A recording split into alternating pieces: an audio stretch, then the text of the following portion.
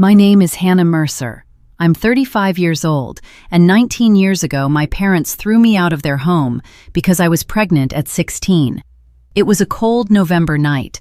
I had one suitcase, rain running down my clothes, and my mother standing in the doorway telling me I was no longer her daughter.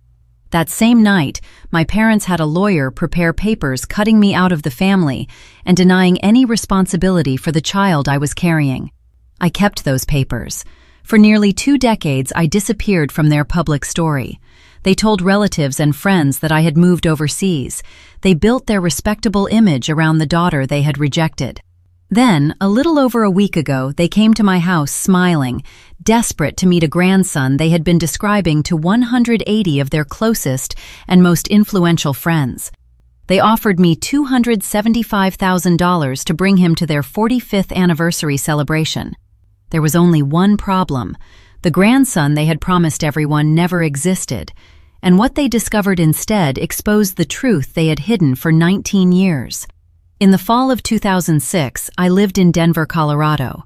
I was 16, a sophomore at St. Anne's Preparatory, and the youngest child of Paul and Judith Mercer. From the outside, our family looked perfect. My father owned a successful property law practice downtown called Mercer Bell Law, which he had opened in 1990. My mother had led the Parent-Teacher Association for 3 years and never missed a Sunday service at Cedar Grove Church. Every Saturday evening she chose our clothes for the next morning so we would look coordinated in the front pew. Inside the house, though, everyone had a place. My brother Elliot was 23 and in dental school. He was the future of the Mercer name. My sister Marissa was 20 and studying education. She was beautiful, agreeable, and never challenged our parents. Then there was me. My mother used to call me her late surprise. She had been 34 when I was born, 6 years after she believed she was finished having children. I always felt like my arrival had interrupted the life she had planned. Our family photos filled the living room, but my school portraits were almost never included. Dinner conversations focused on Elliot's clinical work or Marissa's teaching assignments. When I mentioned making the honor roll, my father barely looked up. "That's good, Hannah," he would say, before asking Elliot about school. Eventually, I learned not to ask for much. I tried to take up as little space as possible. My father often repeated the same warning at family gatherings. A family name could take decades to build, and only one mistake to damage. I didn't realize then that he was afraid of exactly what would happen when I became the mistake he believed everyone would remember. I met Adrian Cole at the downtown public library. The library was the one place where nobody compared me to Elliot or Marissa. I went there several afternoons a week, pretending to study but mostly trying to get away from home. Adrian attended Roosevelt High, the public school my parents barely acknowledged. He was 17 and worked part-time at his uncle's tire garage. He had a calm face and the kindest eyes I had ever seen. One afternoon in October, my mother had forgotten to pick me up from school for the 3rd time that month. I was crying in the biography section when Adrian sat across from me. "Do you want me to get someone?" he asked. I wiped my face. "No, I'm fine." He looked at me for a moment. "You don't look fine." No one had said anything like that to me in a long time. We dated quietly for about 6 weeks. Adrian was patient and gentle. Around him, I didn't feel like an inconvenience. I felt important to someone. On October 27, 2006, I took a pregnancy test in the bathroom of a gas station a couple of miles from school. 2 lines appeared. I couldn't stop shaking. When I told Adrian, he didn't leave or blame me. He held my hands and said, "We'll deal with this one step at a time. Whatever happens, you won't be dealing with it by yourself." I wanted to believe him. Part of me did, but I knew my parents. I knew the first thing they would worry about wouldn't be whether I was safe. They would want to know what people might say. I told them during dinner. It was November 15, 2006. The roast was dry, and I remember staring at my plate while my father talked about a legal dispute and my mother made notes about the church's holiday fundraiser. Finally, I said, "I need to tell you something." Everyone looked at me. "I'm pregnant." My mother dropped her fork. My father stayed completely still. "Who is the father?" he asked. His name is Adrian Cole. Is he from your school? He goes to Roosevelt. My mother's face tightened. You've been seeing a boy from a public school? Adrian is a good person. My father interrupted me. What does his father do? He lives with his uncle. He works at a tire shop. No one spoke for several seconds. Then my father pushed his chair back and stood. You are not having this baby, he said. My mother began to protest. Paul, we need to think. There's nothing to think about, he said. She will not destroy everything this family has built. He looked at me as though I had become a stranger. If you continue with this pregnancy, you are no longer part of this family. By 8:40 that night, I was outside with my suitcase while rain soaked through my sweater. My mother had opened the front door and pointed toward the driveway. My father didn't do it. She did. Elliot and Marissa stood upstairs, watching through the window. Neither one of them came down. I walked to a gas station on Maple Street and used the payphone to call Adrian. My fingers were shaking so badly that I entered the number twice before it worked. He answered quickly. Hannah, what happened? They put me out. I'm coming. About 25 minutes later, his uncle's truck pulled into the parking lot. Adrian jumped out before it had fully stopped, took off his jacket and wrapped it around me. You're with me now, he said. We'll figure out the rest. We had $280 between us, an unreliable truck, and nowhere to sleep. That was when Ruth Alvarez stepped in. Ruth lived 4 houses away from my parents. She was 64, retired from teaching, and one of the only people on our street who never treated my father as though he owned the entire neighborhood. She had seen me standing in the rain from her upstairs window. When I knocked on her door close to 10 p.m., she opened it immediately. You can stay here, she said, you and the baby, as long as you need. We spent 10 days in her guest room. After that, Adrian found us a small studio in Minneapolis, above a laundromat, for $460 a month. It smelled like bleach and old machines, but it was ours. My parents had their attorney prepare the disinheritance papers that same night. 2 days later, my father mailed me a copy by certified mail. He even required my signature, as though he wanted proof that I had received the verdict. The document said that Hannah Elizabeth Mercer surrendered every claim to the Mercer family estate. It also stated that the Mercer family had no legal or moral responsibility for me or for any child I might have. My unborn daughter had been rejected in writing before she had even entered the world. I kept the document. I have kept it for 19 years. Ava Hannah Cole was born on July 8, 2007, at Hennepin County Medical Center in Minneapolis. She weighed 6 pounds 13 ounces. She had Adrian's brown eyes and my stubborn chin. When she began crying, I remember thinking, good, make all the noise you want. No one is going to erase you. The first 4 years were mostly about surviving. Adrian worked double shifts at the garage while I completed my GED. After that, I took 2 community college classes at a time, fitting them around Ava's schedule. We ate instant noodles and day-old bread from a bakery nearby. I repaired clothes instead of replacing them and learned how far a dollar could be stretched. When Ava was born, I mailed my parents an announcement. They never answered. For her first birthday, I sent a photograph. Again, nothing. After her second birthday, I stopped sending anything. Adrian and I never married. We kept telling ourselves we would do it when we could afford a proper wedding. Then we would say we would wait until life became less difficult. That day never came. On March 22, 2012, a delivery van ran a red light on Hennepin Avenue. Adrian was driving home from a night shift. The police officer who came to my apartment told me Adrian had died immediately. He was 23 years old. Ava was 4. The life insurance from his employer paid $15,000. That was all. I was 21, raising a 4-year-old alone, with $15,000 and nobody in my family to call. I could have stopped there. Instead, I buried myself in work. While Adrian was alive, I had begun doing small design jobs for neighbors. I decorated apartments, helped real estate agents prepare houses for sale, and made cramped rooms feel livable. People told me I had an instinct for it. After Adrian died, I treated that work like something I had to hold on to for both of us. In 2013, I met Celia Rowan at a design workshop at Twin Cities Community College. She was 54 and had recently retired as the creative director of a national design firm. She reviewed my portfolio and then looked at me. "There's real ability here," she said. "It needs training, but it's not pretend. If you're willing to work, I'll help you develop it." For reasons I still don't fully understand, Celia chose to invest her time in me. In 2015, after 4 applications, I secured a $60,000 small business loan and opened Northline Interiors.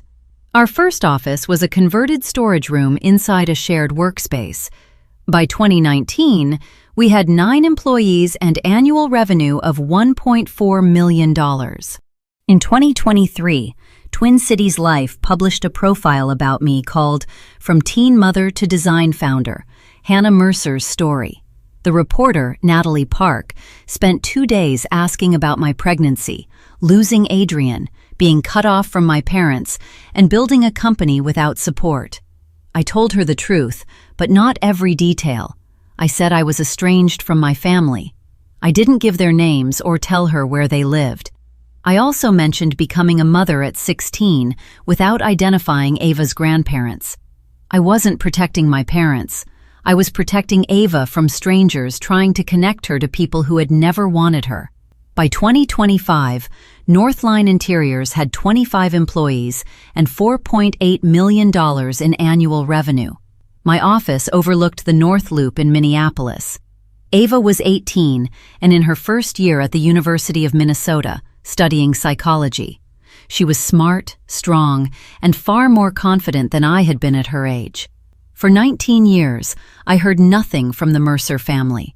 That changed on November 5, 2025. I had just returned from a client meeting.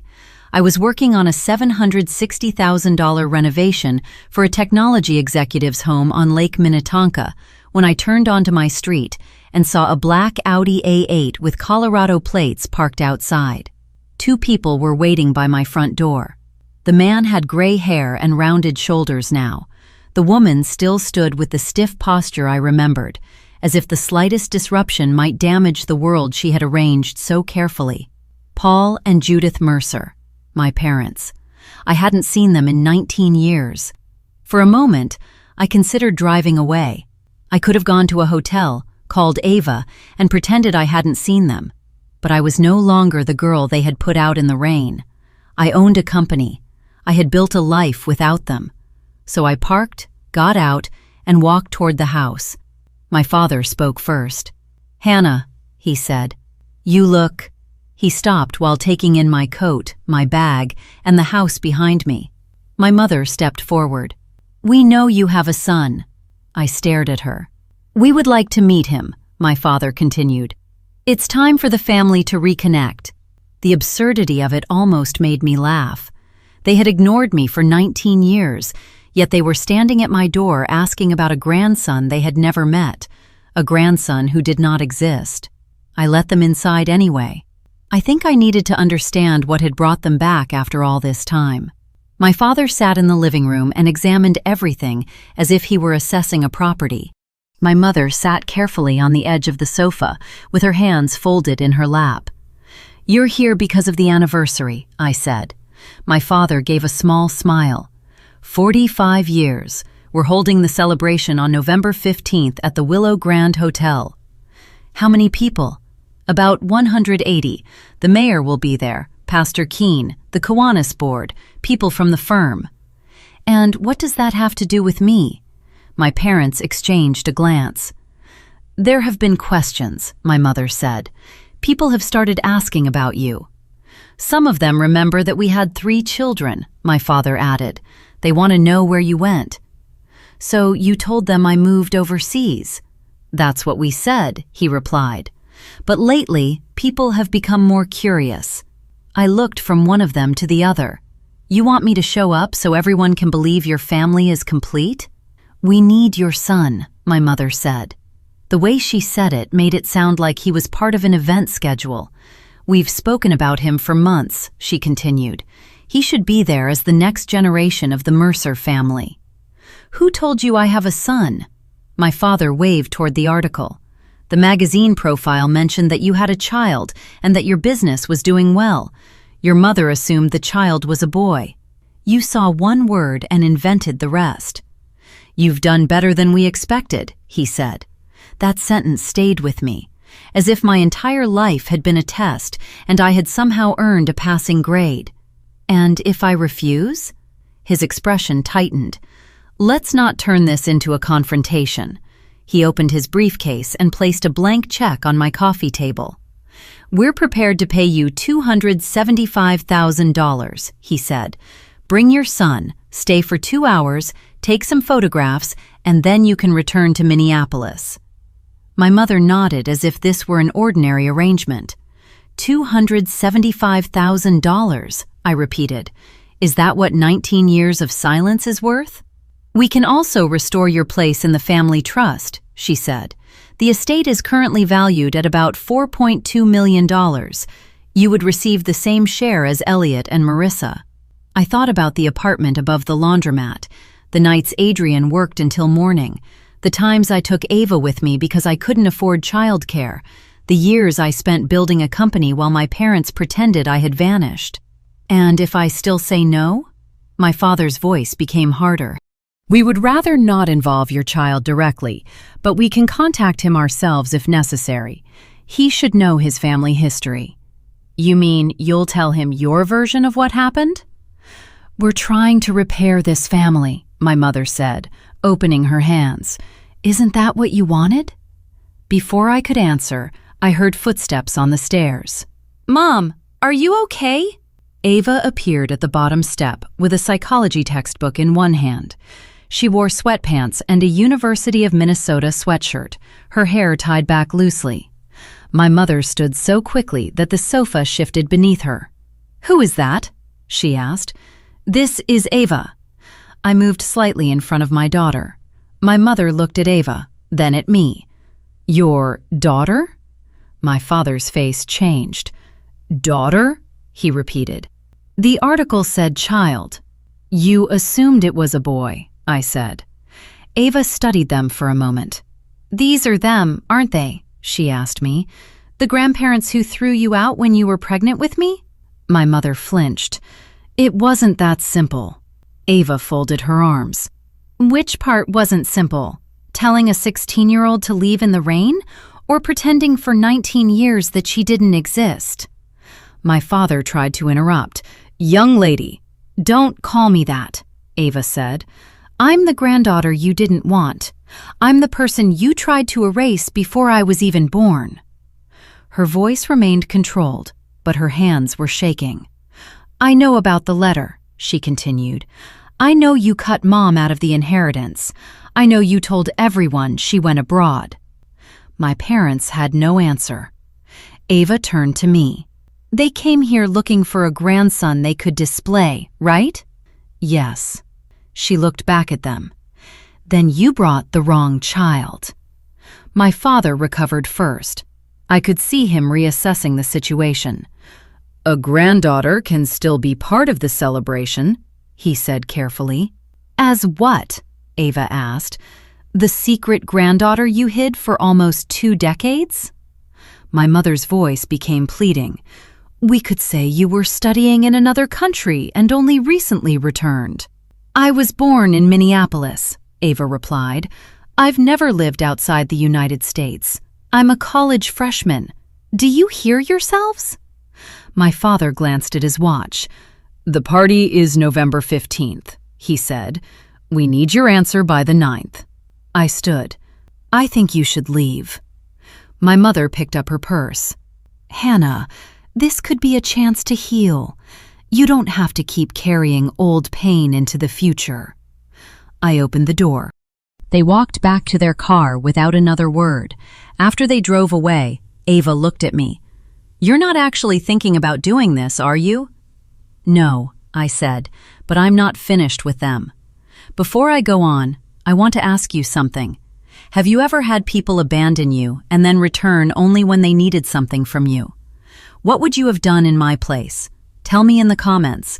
And if you want to hear what happened at the anniversary party, subscribe, because the next part went further than I ever expected." That night, after Ava went to bed, I took a fireproof box from the back of my closet. I hadn't opened it in years. Inside was the notarized disinheritance agreement dated November 15, 2006. It carried the signatures of Paul Edward Mercer and Judith Elaine Mercer, along with the name of the notary, Claudia Reed. I remembered the day my father mailed it. He had used certified mail and demanded my signature, as if he wanted to make certain I understood that every part of my removal had been deliberate. The document was 3 pages long. It stated that Hannah Elizabeth Mercer gave up all rights to the Mercer estate and that the family had no responsibility for me or for any dependent connected to me. Ava's existence had been reduced to a few legal words. I photographed each page, saved the images online, and made several copies. "Mom?" I looked up. Ava was standing in the doorway. "I couldn't sleep," she said. She sat beside me and picked up the first page. She read it slowly, then lowered it. "They really signed this," she said. "Yes. They actually decided I didn't matter before they met me. They made that decision before you were born." Ava looked at the papers. "What are you going to do with them?" "I'm not sure yet," I said, "but they're not going to keep pretending the past never happened." She nodded. "I might know how to stop them." The next morning, I called Ruth Alvarez. I hadn't spoken to her in almost 2 years. She answered after a few rings. "Hannah? Is that you?" "Yes. I hope I'm not calling too early." "At my age, there's no such thing. What's going on?"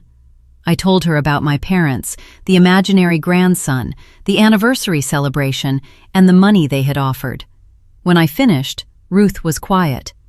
"Nearly 20 years, she said at last, "and they're still exactly the same." "There's something I need to ask you. Do you remember the night they put me out?" Her voice changed. "I remember it clearly. I saw you from my upstairs window. You were standing there with that little suitcase while your parents drove away. Do you still have the security footage?" There was a pause. "I never delete old records," she said. "It's the teacher in me. I save everything. Let me check." About 15 minutes later, an email arrived. The image was grainy, but there was no mistaking me. I was 16 years old, standing on the Mercer porch in the rain. The timestamp read 8:43 p.m. on November 15, 2006. Part of the house number was visible in the corner. "That's you," Ruth said when I called her back. "Would you be willing to confirm that officially?" "I've waited 19 years for someone to ask," she said. "If you need me, I'll be there." I thanked her and ended the call. Now I had the document and a witness.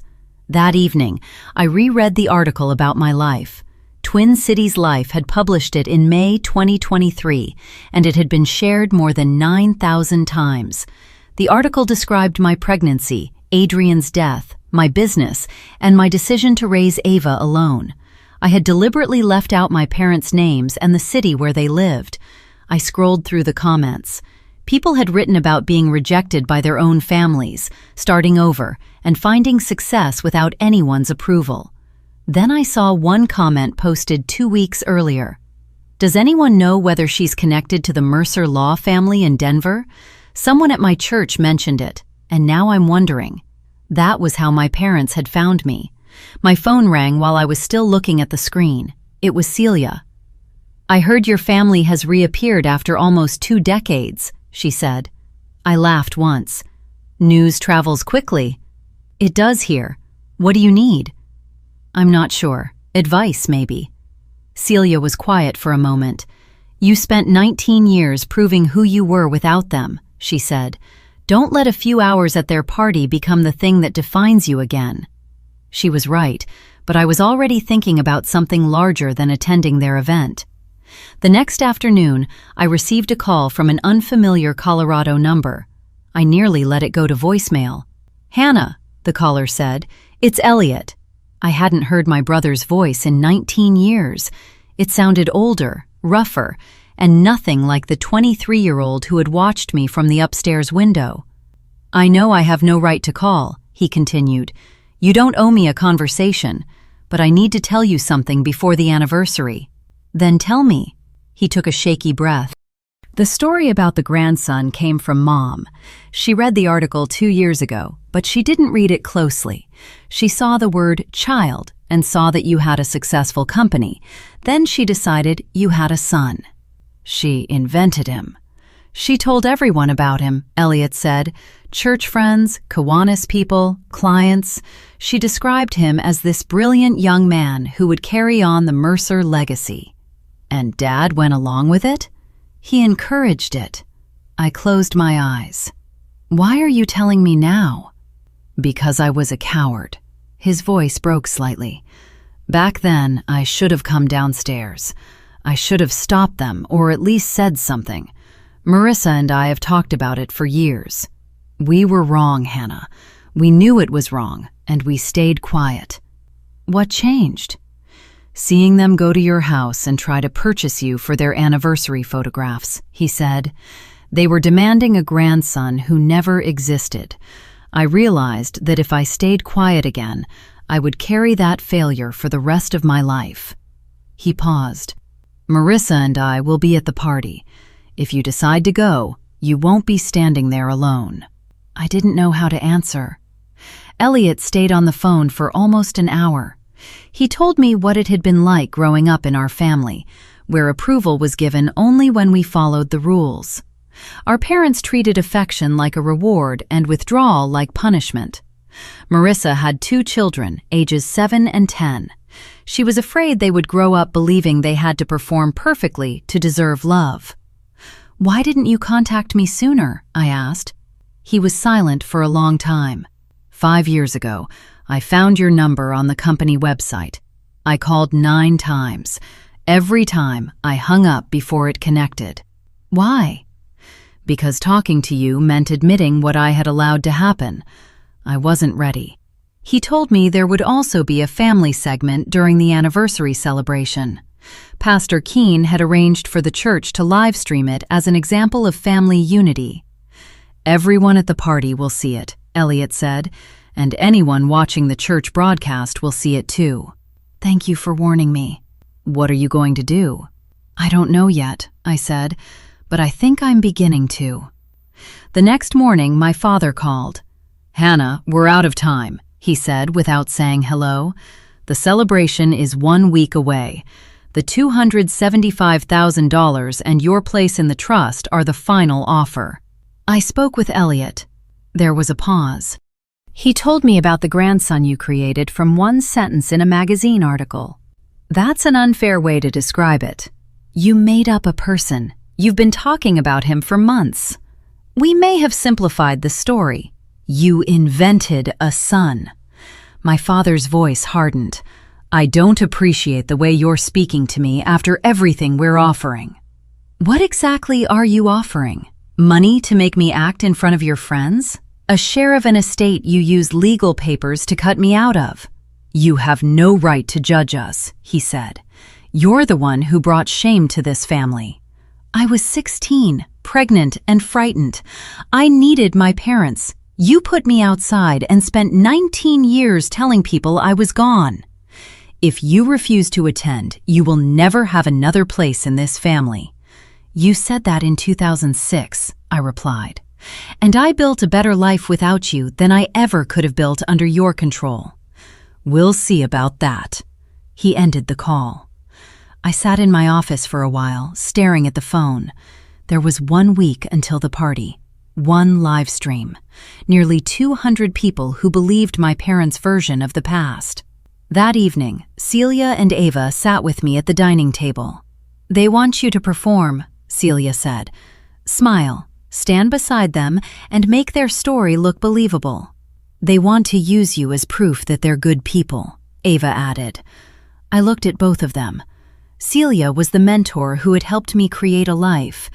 Ava was the daughter my parents had tried to erase. "I'm going," I said. Ava immediately looked up. "Mom, why?" "Not to give them what they want, to take back what they've controlled." I showed them the photographs of the disinheritance papers, Ruth's footage, and the article. "They have spent 19 years telling people I disappeared. They made up a grandson and built their anniversary around him." Celia studied me. "You want to correct the story in front of their own audience?" "I want to tell the truth on their stage, during their live stream. Not because I want to humiliate them, because I'm done helping them pretend I don't exist." "I'm coming with you," Ava said. "You don't have to." "I know exactly what they chose," she replied. "They need to see the person they refuse to know." I reached across the table and took her hand. "Are you certain? I've spent my entire life knowing my grandparents chose their reputation over us." "I'm certain." That night, I called Elliot. "Are you and Marissa still willing to stand with me?" "We are." "Then don't warn Mom and Dad that Ava and I are coming." "We won't." I looked out at the Minneapolis skyline. In 1 week, my parents were going to learn what family meant to me. The celebration was held on Saturday, November 15th, 2025, at the Willow Grand Hotel in Denver. The ballroom looked exactly like something my parents would choose. Crystal lights hung over white tables. The flowers were expensive and arranged with military precision. Around 180 guests stood in formal clothes, holding drinks and discussing investments, golf, and local politics. Ava stood beside me near the entrance. She wore a dark green dress. I wore a black suit. "Are you okay?" she asked quietly. "I'm about to walk into my parents' anniversary party and tell a room full of people that they've lied about me for 19 years. That wasn't my question." I looked at her. She had grown up knowing that her grandparents had rejected us. Somehow, that knowledge had made her stronger rather than bitter. "Yes," I said. "I'm okay." We entered the ballroom. A raised platform had been set up at the far end for the speeches. A small production crew was preparing the church live stream, and the broadcast indicator was already active. My parents stood on the platform surrounded by guests. My mother wore champagne-colored silk. My father was dressed in a dark blue suit. They looked comfortable, confident, and certain that the evening belonged to them. My father had just begun speaking when we moved farther into the room. 45 years of marriage have shown me that family is the foundation of everything," he said into the microphone. "Judith and I built our life around our children, our faith, and our community." The live camera pointed toward him. Comments began appearing on the church stream. "What a beautiful couple. Such a wonderful family." My mother noticed us first. Her smile disappeared. She gripped my father's arm. He followed her gaze and stopped halfway through his sentence. People nearby turned. Someone whispered, "Isn't that the woman from the magazine?" Another person said, "That's their daughter." "I thought she lived in Europe." My father tried to continue speaking. "As I was saying, family has always—" I started walking toward the platform. The crowd moved aside. Ava stayed next to me. Elliot and Marissa appeared near the edge of the room and did nothing to stop us. "Hannah," my father said through the speakers. "What a surprise. We weren't expecting you." I climbed the 3 steps to the platform. The camera followed me. "Hello, Dad," I said. Before he could react, I took the microphone from his hand. "Good evening," I told the room. "My name is Hannah Mercer. Many of you don't know me, but I'm Paul and Judith's youngest daughter." I paused. "I'm the daughter they told you had moved overseas 19 years ago." The room went quiet. I didn't move anywhere. On November 15th, 2006, my parents found out that I was pregnant at 16. That same night, they forced me out of their home. They told me I was no longer part of the family and had legal papers prepared to make the decision permanent. Someone in the audience gasped. The livestream comments began moving too quickly to read. For almost 2 decades, they told everyone I had gone abroad. They acted as though I had disappeared. I reached into my bag and pulled out the disinheritance document. This is what my father mailed me 2 days after he put me out. It says I surrendered my rights to the family estate and that the family had no responsibility for me or any dependent connected to me. I held the document toward the camera. That dependent was my daughter, Ava. I pointed toward the side of the platform. And the grandson they've been describing to all of you for months does not exist. They created him after misreading a magazine article about my life. My father reached for the microphone. Hannah, this is not appropriate. When would you prefer the truth? I asked, keeping the microphone away from him. You came to my home last week and offered me $275,000 to bring an imaginary grandson here so your story would look real. I turned toward the guests and the camera. I didn't come for the money. I came because I'm finished being treated like I was erased. Pastor Keen stepped forward. Paul, he said, is she telling the truth? My father said nothing. My mother began to cry. I had seen Judith cry only once during my childhood, at her mother's funeral.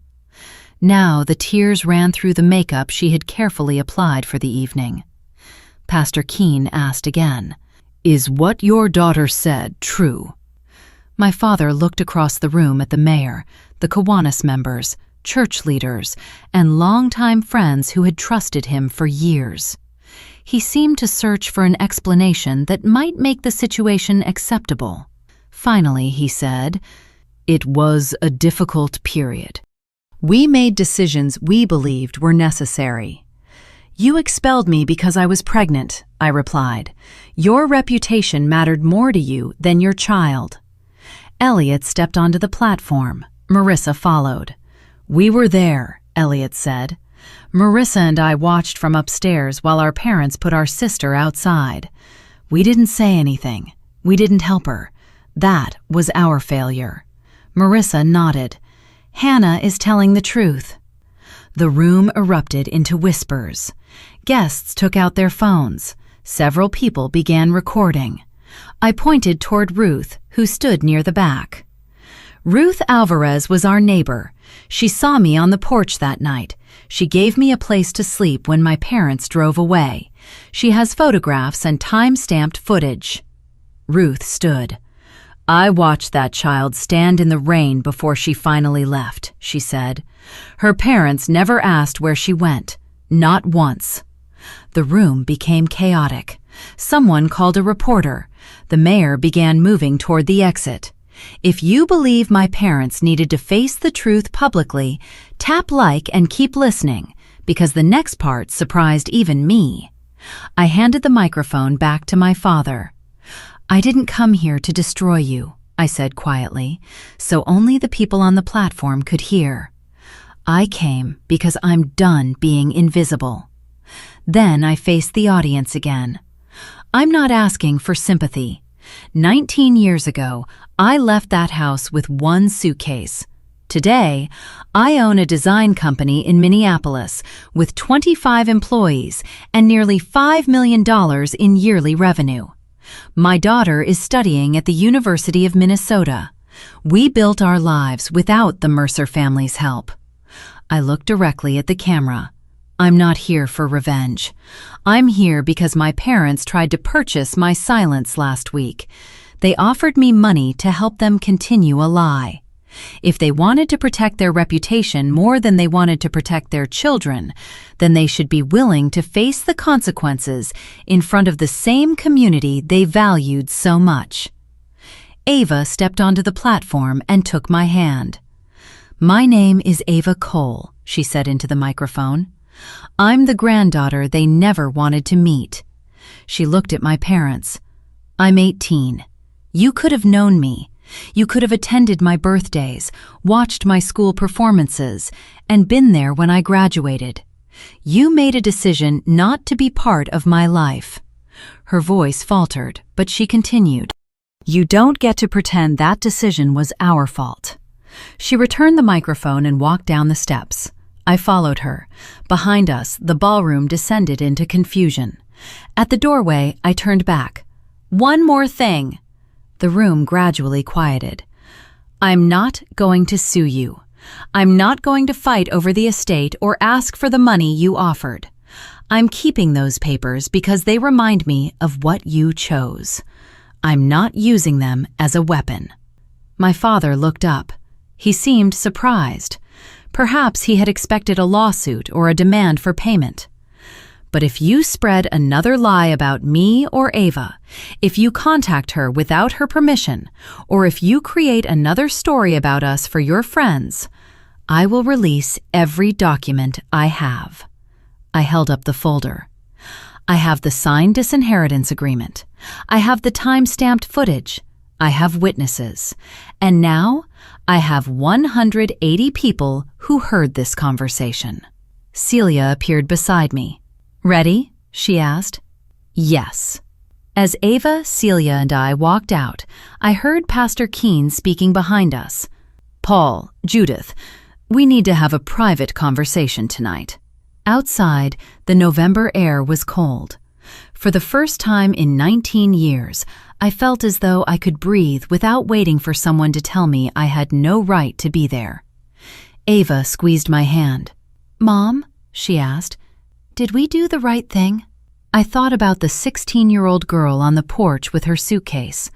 I thought about Adrian, Ruth, Celia, and all the years Ava and I had spent building a life nobody could take from us. "We told the truth," I said. "We made our boundary clear. We let them deal with the consequences of their own decisions." I hugged her. "That isn't revenge. It's justice." "What happens now?" "We go home." The consequences began almost immediately. By midnight, the church livestream clip had been shared more than 1,100 times. By morning, that number had risen above 4,000. Someone uploaded the recording to a video platform where it received more than 50,000 views during its first day. More than 60 guests left the celebration within half an hour of our departure. Elliot called me Sunday morning and told me what had happened after we left. Mayor Laura Benton walked out without saying goodbye. A member of the church board followed her. The Walsh family, who owned several car dealerships, apologized to him for accepting my parents' story for so many years. That afternoon, the Denver Daily ran a short article about the anniversary event. The headline was restrained, but the comments were not. "I attended that church for years and never knew. Paul Mercer prepared my estate documents. What kind of person rejects his own child? After watching the live stream, I'll never see that family the same way." By Monday, my father had resigned as an elder at Cedar Grove Church. The announcement cited personal reasons, but nobody believed that was the whole explanation.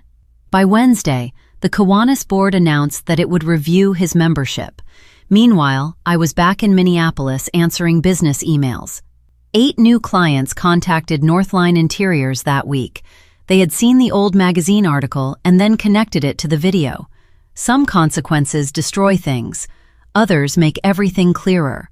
The following Thursday, Natalie Park from Twin Cities Life called me. "I don't know if you've seen how widely the video has spread," she said, "but we'd like to do a follow-up article. I need time to think about it." Of course, the response has been enormous. Many people are telling us they've gone through something similar. She was right.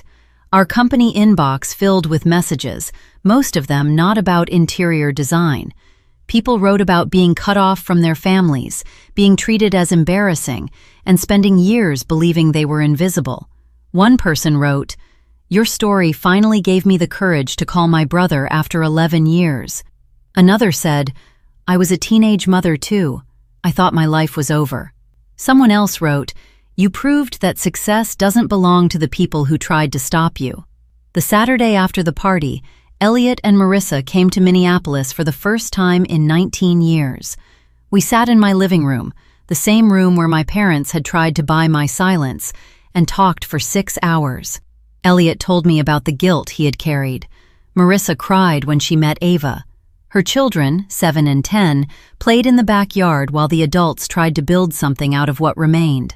"I know saying I'm sorry doesn't cover what I did," Elliot told me. "No," I said, "it doesn't." He lowered his eyes. "But it can be where you start," I added. Ava watched from the doorway. She had grown up without aunts, uncles, or cousins. Now she was seeing what an imperfect but honest extended family might look like. 1 week after the celebration, my phone rang with a Colorado number. It was my mother. "Hannah," Judith said. Her voice was quieter than I had ever heard it. "I'm not calling to ask you to forgive me. I don't even know how to apologize for what we did." "Then why are you calling?" She didn't answer right away. "I watched the live stream," she said. "I've watched it 9 times. I stayed silent. "I keep looking at your face while you're speaking," she continued.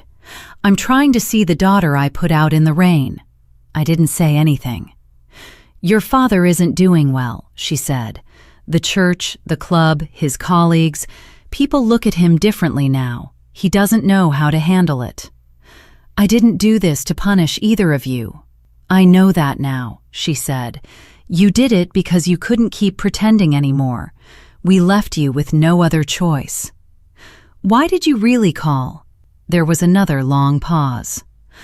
"I wanted to hear your voice," she said. "I hadn't heard it in 19 years, and I realized I might never hear it again." Her voice broke. Ava stood on that stage and told everyone she had spent her whole life knowing we didn't want her. I couldn't stop thinking about that. I closed my eyes. "I'm not ready to forgive you," I said. "I may never be, but I'm not going to hang up on you either. That's more than I deserve." "Yes," I replied. We stayed on the phone for another minute without speaking. Then she said goodbye. She didn't ask me to visit. She didn't demand another opportunity. Maybe that was progress, or maybe it was simply the beginning of a very long process. Thanksgiving that year was different from every holiday I had known growing up.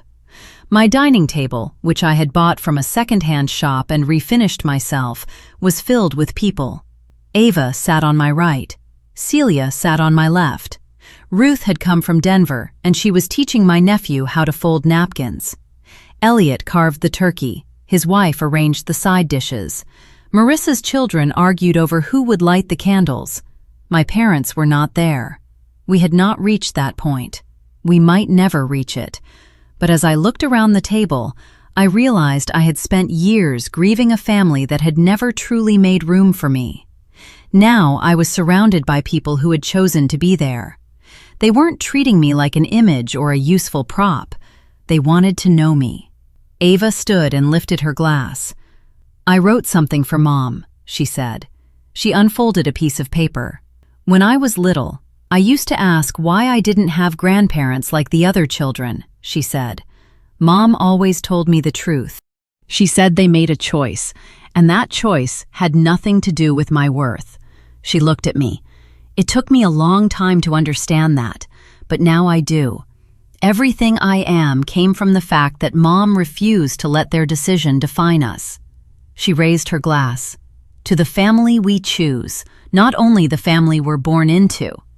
Everyone drank. Later, when the dishes had been cleared and people were scattered around the house with coffee, I stood by the kitchen window. Ava came to stand beside me. "Are you okay?" she asked. I looked at my daughter and at the life we had built from the pieces my parents had left behind. "Yes," I said. "I really am." 19 years ago, I was a frightened 16-year-old standing in the rain, watching my parents' car disappear down the street.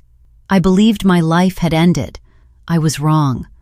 I had Adrian for the years I was lucky enough to have him.